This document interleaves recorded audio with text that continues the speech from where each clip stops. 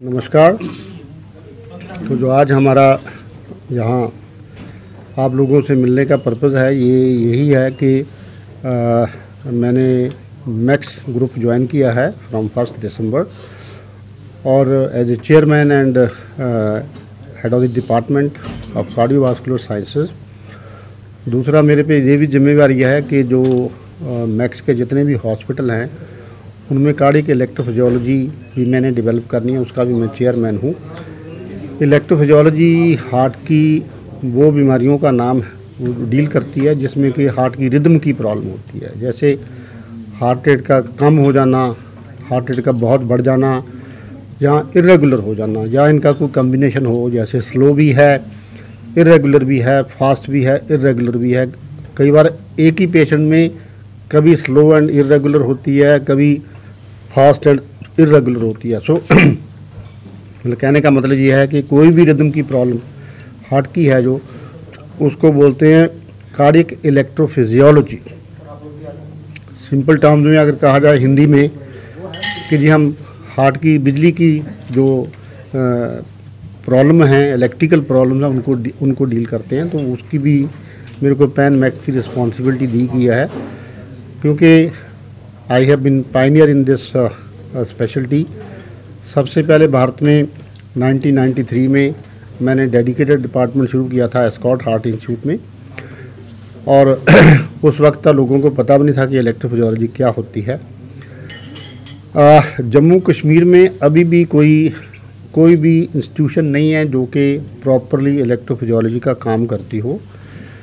शेर कश्मीर में कुछ थोड़ा बहुत काम होता है और जम्मू में तो बिल्कुल ही नहीं होता, ज़ीरो। जम्मू में या जम्मू रीजन में तो कोई भी इलेक्ट्रोफिजियोलॉजी का काम नहीं होता। तो ऐसे सिचुएशन में इन लोगों को दिल्ली ही जाना पड़ता है मोस्टली। और ये हमारा मैक्स ग्रुप के साथ ये हमारा एक एफर्ट होएगी कि हम कुछ फैसिलिटी लोकली डेवलप करें, जिसके लिए एक मरीजों को जाना ना पड़े। कम से कम एटलीस्ट अगर हम कुछ फैसिलिटी डेवलप करेंगे लोकल तो 90% लोग जो हैं उनको जाने की ज़रूरत नहीं पड़ेगी, या बल्कि 95। लेकिन जो ज़्यादा सोफिस्टिकेटेड इक्विपमेंट की ज़रूरत है, जिसको कई रिदम की ऐसी प्रॉब्लम है जिसके लिए हमें ज़्यादा सोफिस्टिकेटेड टेक्नोलॉजी की ज़रूरत पड़ती है, उसके लिए 5-7% लोगों को जाना भी पड़ जाए तो ठीक है। अब मैं जम्मू में वैसे ओपीडी करता हूँ, पहले भी करता था STDM हॉस्पिटल में, और मैं देखा हूँ कि रजौरी से पेशेंट आते हैं कई बार, और भद्रवाह किश्तवाड़ से लोग आते हैं बहुत दूर। आजकल जैसे मौसम है, पता नहीं वे बेचारे कैसे आते होंगे। सो ये चीज़ों को समझते हुए ही हमने ये एक कदम उठाया है। देखो, एज ए इंडिविजुअल मैं ज़्यादा नहीं कुछ कर सकता, मैं अपना ओपीडी करते चला जाता था, लेकिन अब मैक्स ग्रुप की मेरे को बैकिंग होएगी तो हम ज़्यादा फैसिलिटी धीरे धीरे डेवलप करेंगे। और मैं हर महीने आऊँगा 2nd Thursday of every month, और मेरे जो कलीग हैं डॉक्टर धीरज गंडोत्रा, ये 4th थर्सडे को आएंगे। सो कम से कम महीने में 2 बार हमारा कवर होगा। और धीरज गंडोत्रा तो जम्मू से हैं, आपको शायद जानते होंगे कुछ लोगों से। He the son of the soil, I am son in law of the soil. So मेरा ख्याल है कि इस कोऑर्डिनेशन में हम ज़्यादा लोगों की जो हार्ट की बीमारियों का इलाज हम कर पाएंगे। हार्ट की बीमारियां बहुत इम्पॉर्टेंट बीमारी बन गई है। आप लोग सुनते होंगे कि आजकल तो यहाँ तक बुरा हाल है कि 30 साल की, 32 साल के, 25 साल के लोगों को हार्ट अटैक होकर डेथ हो जाती है। सो मेरा एक पर्पज़ ये भी होगा जिसमें कि आपकी मेरे को बहुत हेल्प चाहिए कि हम जब भी हम आएंगे तो हार्ट की बीमारी पे कोई ना कोई लेख जरूर लिखेंगे लोगों को प्रिवेंशन के लिए। कि बहुत टॉपिक हैं जो कि हम हर 15 दिन में एक टॉपिक कवर कर सकते हैं। चलो जी, ब्लड प्रेशर ले लिया, या अंजाइना हो गया, हार्ट अटैक क्या है, सडन डेथ क्यों हो जाती है और उसको कैसे, बहुत ऐसी सब्जेक्ट हैं जो कि हम धीरे धीरे करके कॉमन लैंग्वेज में, जो कि आम आदमी समझ सके, उसमें कोशिश करेंगे कि हर 15 दिन कोई ना कोई लेख आपको लिख के देंगे जो कि आप यूज़ कर सकते हो आप मीडिया में। और मैं समझता हूँ कि सबसे बड़ी कंट्रीब्यूशन जो कोई डॉक्टर या मेडिकल प्रोफेशन कर सकता है अपने समाज के लिए वो है कि अगर हम बीमारी को प्रिवेंट करें, क्योंकि प्रिवेंशन सबसे अच्छी चीज़ है। प्रिवेंट अगर हो जाए तो सेहत ठीक रहती है। दूसरा है कि इंसान का खर्चा नहीं होता। हार्ट की बीमारियां का खर्चा महंगा है, हज़ारों में नहीं लाखों में है।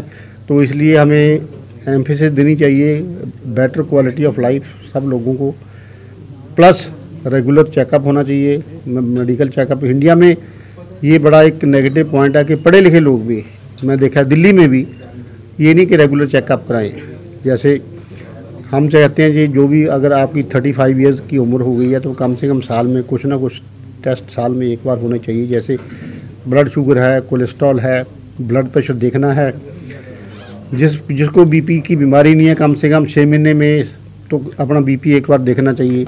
जिन लोगों की फैमिली में ब्लड प्रेशर की बीमारी है या डायबिटीज़ की बीमारी है उनको ब्लड शुगर और भी रूटीनली ज़्यादा करानी चाहिए। और तकरीबन 40 साल के ऊपर तो हम समझते हैं कि हर साल टीएमटी भी होना चाहिए, क्योंकि ईसीजी नॉर्मल होने का मतलब ये नहीं कि बीमारी नहीं है कोई। ये लोगों को बड़े वहम है, बहुत एक मिथ है कि जी मेरी तो ईसीजी नॉर्मल है, मेरे को हार्ट अटैक कैसे हो गया। ईसीजी नॉर्मल रहती है जब तक हार्ट में कोई डैमेज नहीं है, लेकिन ईसीजी ये नहीं बताती कि हार्ट वाली नाड़ियों में कोई ब्लॉकेज है कि नहीं। ईसीजी ये भी नहीं बताती कि हार्ट में कोई वैल्व लीक करता है या कोई वैल्व नैरो हो गया है। तो ईसीजी इन्फॉर्मेशन देती है, लेकिन हर चीज़ की इन्फॉर्मेशन ईसीजी में नहीं है। तो एक बार साल में सालाना कार्डियक चेकअप मैं बहुत स्ट्रांगली रिकमेंड करता हूँ कि लोगों को कराना चाहिए, उससे बहुत बचत हो सकती है। दूसरी चीज़ हमें ये समझने की ज़रूरत है कि इंडिया में लोगों को ये नहीं पता हार्ट अटैक क्या होता है और हार्ट अरेस्ट क्या होता है। कोई आदमी की आप सुनते होगे, पेपरों में भी आता है कि जी फलां बंदा ठीक ठाक था, नींद में उसकी डेथ होगी या कोलैप्स करके डेथ होगी, सडन डेथ होगी। तो जो सडन डेथ की डेफिनेशन है वो ये डेफिनेशन है कि अगर किसी इंसान की सिम्टम शुरू होने से लेके डेथ तक ये टाइम पीरियड 1 घंटा है, 1 घंटे के अंदर अंदर डेथ हो जाए उसको सडन डेथ कहते हैं। और सडन डेथ जितनी भी होती हैं ये समझ लो कि ऑलमोस्ट 96% वो हार्ट की वजह से होती हैं, कार्डियोवास्कुलर होती हैं। कुछ ऐसी चीज़ें हैं जिसमें सडन डेथ हो सकती है, जैसे अगर ब्रेन में बहुत मैसिव ब्लीडिंग हो जाए, सडनली कोई नाड़ी फट जाए या कोई पेट की नाड़ी फट जाए, कई बार ब्लीडिंग हो सकती है, पेट से भी हो सकती है, तो आदमी की सडन डेथ हो सकती है। लेकिन by and large 95% heart related problem होती हैं। और उसमें क्या होता है कि बेसिकली जब भी ये सडन डेथ होती है इसका मतलब ये नहीं कि हार्ट अटैक हो रहा है। 85% जो सडन डेथ होती हैं उसमें हार्ट अटैक नहीं होता, उसमें पहले ही उस मरीज़ को कोई हार्ट में डैमेज होता है। लेकिन दुख की बात यह है कि इंडिया में पता नहीं होता लोगों को, क्योंकि उन्होंने चेकअप नहीं कराया होता, जैसे ईसीजी या एको नहीं कराया होता।